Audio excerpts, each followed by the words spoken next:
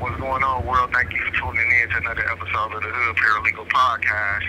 Now, this episode is part 2 of our Black Excellence campaign with our phenomenal guest, Mr. Anthony Reddy, one of the most decorated teachers in the world, Hey, and Mr. Reddy, go ahead and you got the floor, man. Go ahead and introduce yourself once again for those who missed the first part of this segment.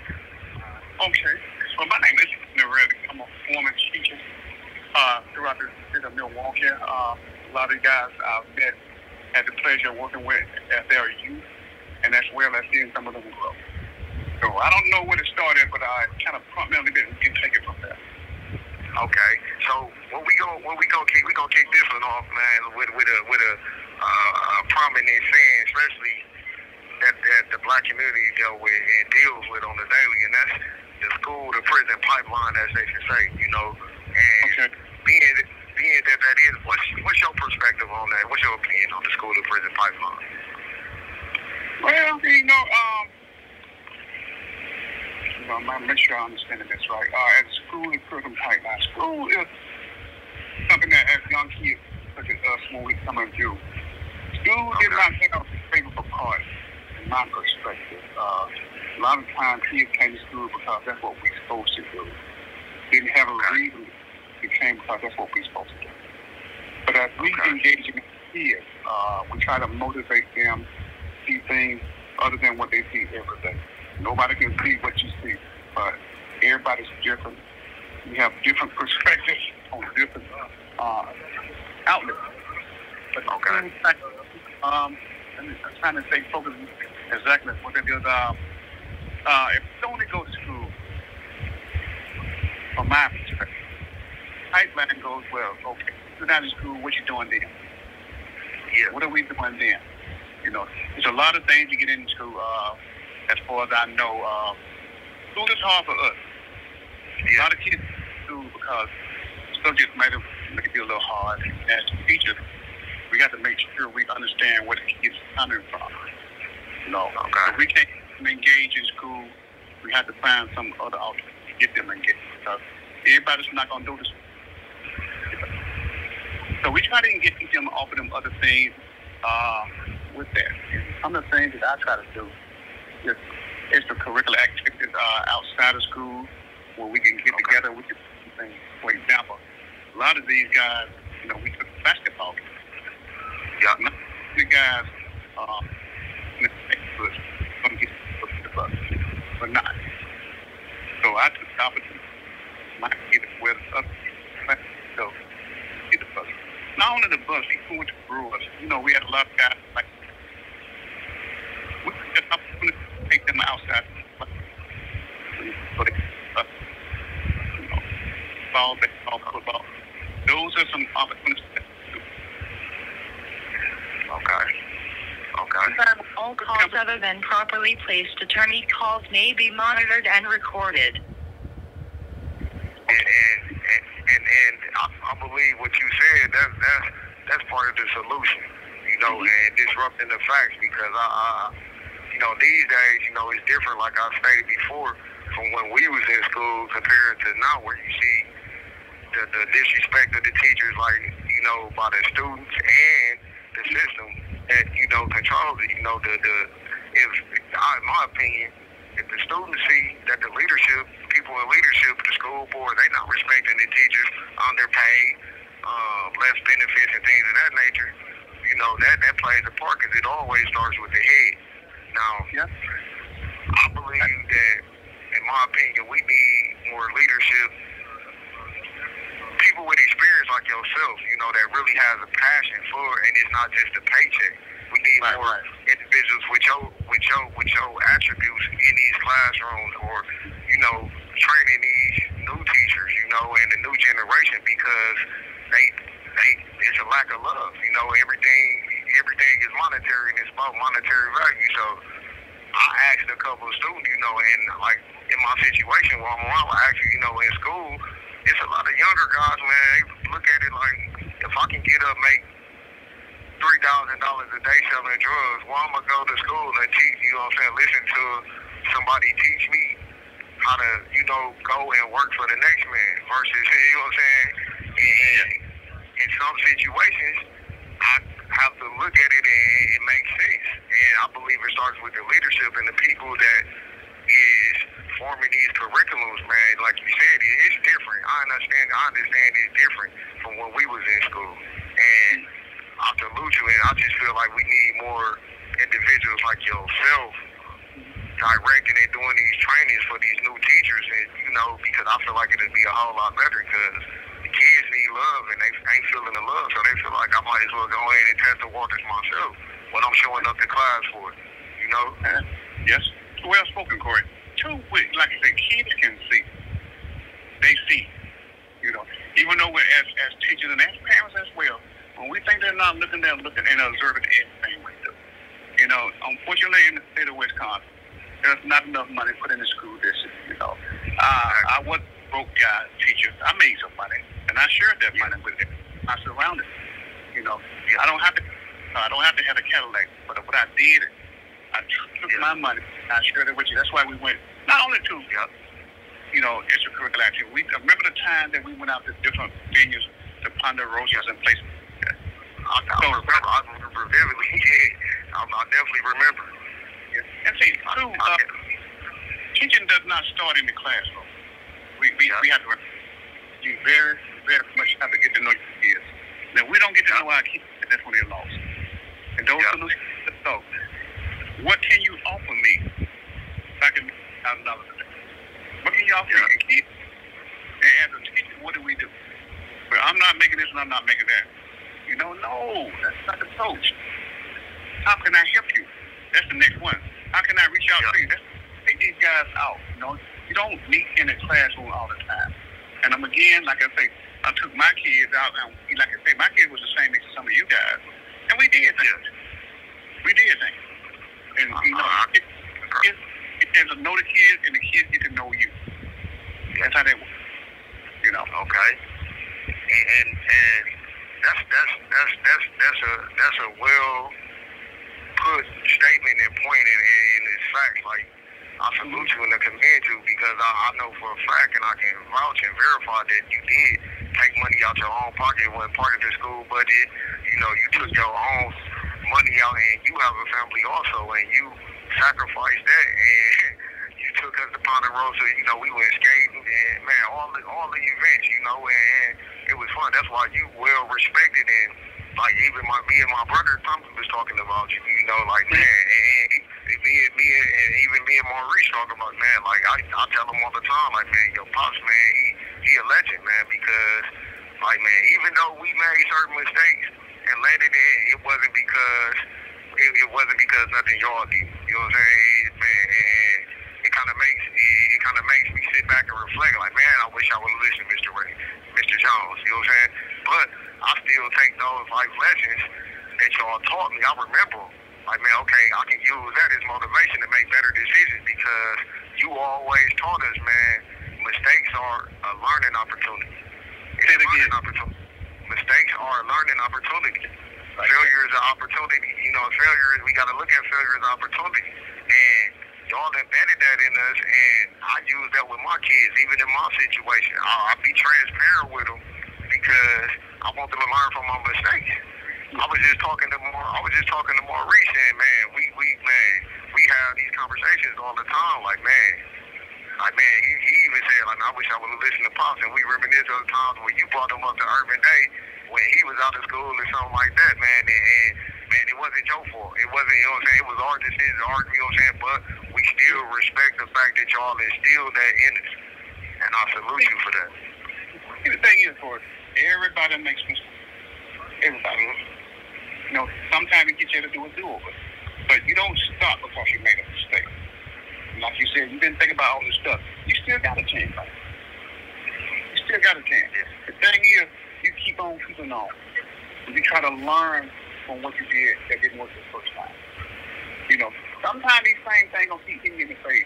But the thing is, you keep pressing on. It's a little saying that we used to say, press on. I don't know if you remember that. But I remember vividly, press on. Don't look back. Yes, you don't stop. You keep going, man. Yeah. Keep going. And see, if it's not consistent, though. If it's not consistent, when our school system, well, we was doing when you was doing.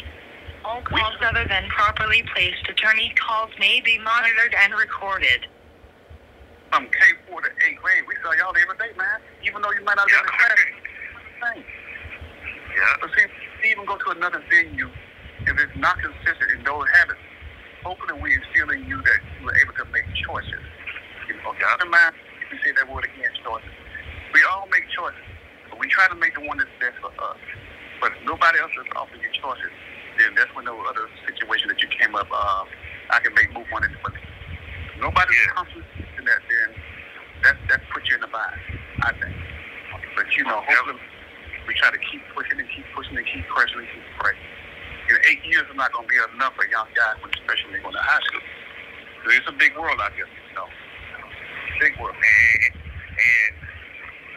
the fact that, man, it's great that even when we made the mistakes and when we left and when we graduated, the same lines of communication, the doors were still open for us to come back to Urban Day and sit down, and that was our therapy. You know, we think we didn't have therapy when we was younger and stuff like, but we did. We had that love. We didn't really need the professional there because we had professionals like yourself. You know what I'm saying? Y'all was nurturing us. You know what I'm saying?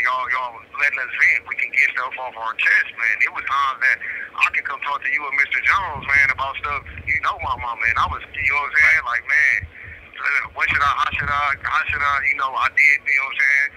Hey, now listen, you know, if your mama find out you do, man, you got to make, you know what I'm saying? And it's those moments like that that show me, man, people really care about me. Now, turn it to another topic, Mr. Reddy. You know, my boy, your son, man, Mr. Maurice Stokes, man, we've been looking at cases, you know, I'm a paralegal, and we've been in the law like very heavy, and, you know, it's some injustice that occurred in our situation, but his more prominently, you know, and you was right there during the process of the injustice, and I just want to know, you know, as a father, you know, how do you look at the system after seeing, like, it firsthand, you know, your son being a victim of this injustice? Man, I mean, as a parent, I was tore up. I'm still tore up about it. You know, from what I saw and from what I heard in the courtroom. Okay. A lot of things he did that I didn't understand. Yeah. You know, when you say this happened and that happened, but it did pertain to you. Yeah. And the thing is, we got justice is just for everybody. It should not be more than one justice. But for cases like what he was in, there should be no way. There should be no way that he should be there, I thought, from what the judge. Yeah. And we hear these same stories on a daily, you know, because a lot of people look at us in these situations and think, you know, are you supposed to be innocent until proven guilty, but you guilty until proven innocent. And and when they use the word justice, Department of Justice, and like this is considered Department of Corrections. I call it the Department of Incorrections because, you know, they get a lot of stuff incorrect, you know, and your whole intentions of locking individuals up and breaking up these black families is to correct, you know, or rehabilitate. But when we get here, you don't provide us with the resources that we need, and your budget is bigger for the prison system than it is for the education system. And that lets me know a lot about what's really going on, you know. And we incarcerating a lot of people, but we're not rehabbing anybody. You're not rehabbing anybody. What exactly are we rehabbing them on? What do we offer them? You know, exactly. I see it, man. You know, you can lock somebody up. If you lock somebody up 5, 10, 15 years, what is the outcome when they come out? You put them in a situation where they started from. So how is incarceration going to help anybody if there's no rehab? If there's no rehab, then where's the justice there? Exactly. Where's the justice for all, not for some? Exactly. Listen to crimes, man, it's the same crazy. If the color of your skin change anything. When that's the problem right there. Yeah. So you may have a different sentiment from somebody who did the same thing that you did. If they did the same thing you did, why is the sentiment different? Exactly. Why is the different? So who's rehabbing who? All we doing is housing people, and when they get out, if they get out, I mean, they commit another crime. So how is that going to help? I just don't agree with that part. Where does the rehab come in? And I know people are going to say, okay, well, there's no money. Well, if there's no money, well, what's the problem then? You got money for everything else? My point exactly. We got, and what irks me and what is funny to me that, you know, the no money thing, when we got money to send to other countries and our own country hurting. You know, we got billions of dollars to send. No disrespect to what other countries is going through, but I was always taught and was under understanding that you take care of home first. So if I'm sending billions of dollars to Ukraine or other places, your own country is in need, let's make it make sense. It doesn't make sense to me. Wow. You got people over here in America still home. All calls other than properly placed attorney calls may be monitored and recorded. You got people still hungry. You just got people still don't have houses to stay. I mean, the homeless is outrageous.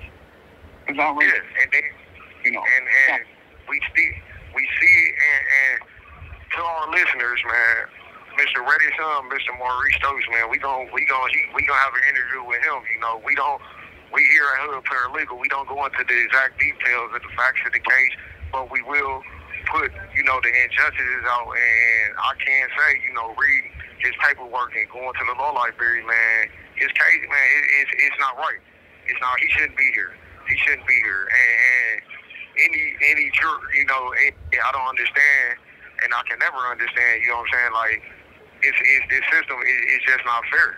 You know, we supposed to get a fair trial, but what's the definition? Everybody got their definition of fair. You know, it's like, when the fairness comes, when you see, to me, that's another question. What exactly is fair? Exactly. What is fair to us? You know, everybody should be fair when you're going through a justice system. And as he just said, it's not fair. But why is it fair for this person to get this much time if he did the same thing I did, and you don't get the same? So, I mean, it's a fairness issue, and I'm going to go back to what you said earlier. You're supposed to take care of home first. Yeah. If we're going to take care of home, then if we lock people up, then when do we start rehabbing them? How do you go to rehab? How do you offer them something, something so positive when they get out instead of something so negative when they get out? You send people home and don't even have a place to stay. Families are all tore up as it is.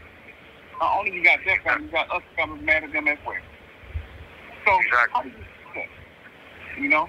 You just can't. You can lock people up, but what good is that going to do if there's no rehab with it? Exactly. Good. Because now, I mean, it just, you have to offer people something. You have to.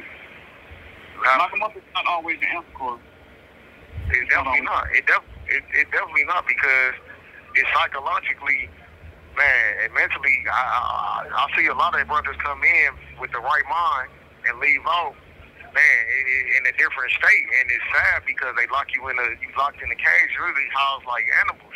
And then, you know, one thing I can say, like, man, as going back and read my history and understanding slavery, this is another form of slavery. Anyone that don't know their history, any history would do. And one thing, like the great Frederick Douglass said, man, education makes a man unfit to be a slave. And that's one of my favorite quotes because, man, we gotta educate ourselves. Yeah. And you know, like you say, when we said us, it's family. Every family ain't gonna have the resources, like you said, but you gotta start somewhere.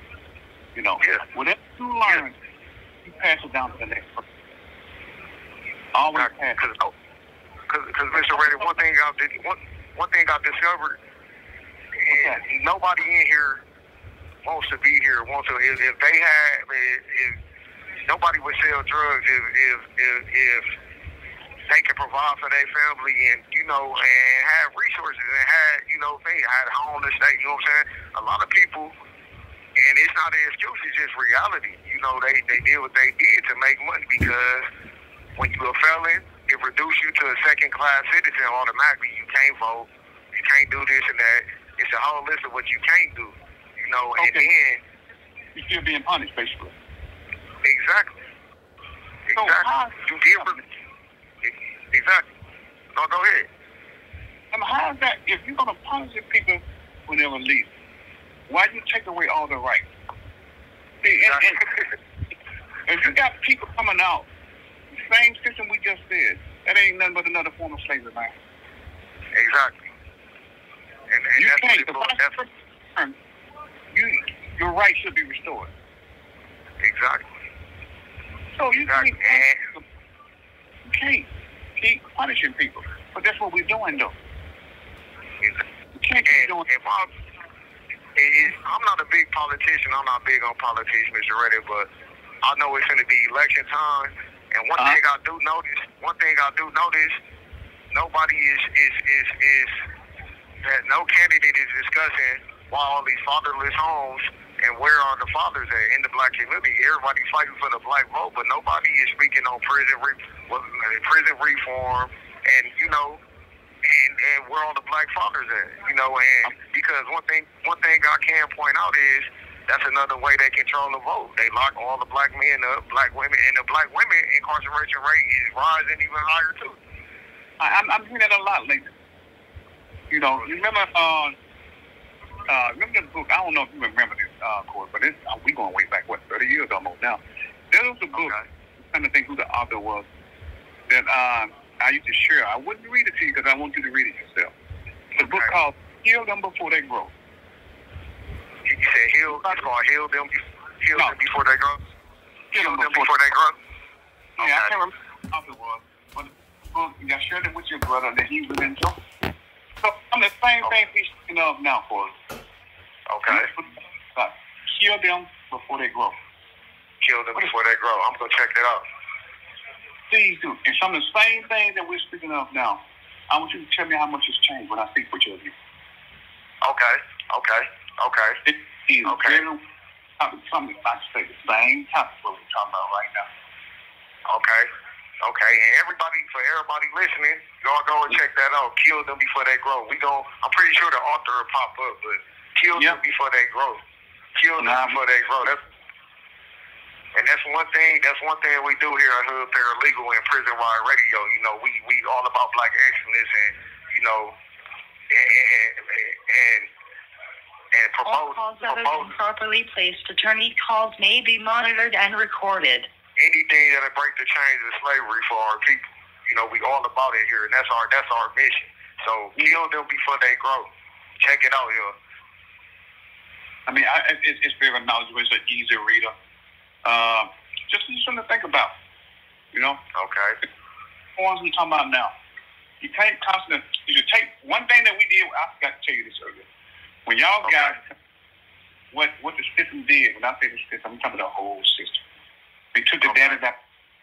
They took the data iPhone. That's the first thing I learned when I got to Wisconsin more than 30 years ago. What's the data at? Stopped up. Why? Wait, he ain't at my. How you gonna stay with us? Why not? Because if you stay up, that mama won't get no benefits. Why would you destroy that? Man, well, that's critical. That's critical. You took this man out the home, and then you said the kids doing this and the kids doing that. Well, if you take them out the home, what do you think? So a couple of my friends used to say, "Well, man, that's designed that way." Yeah. You know, I can't tell you what the thing about it. If you tell this man he can't stay in his house with his kids and his mama, you don't have nowhere to go. He's trying to get a job. 1 minute remaining.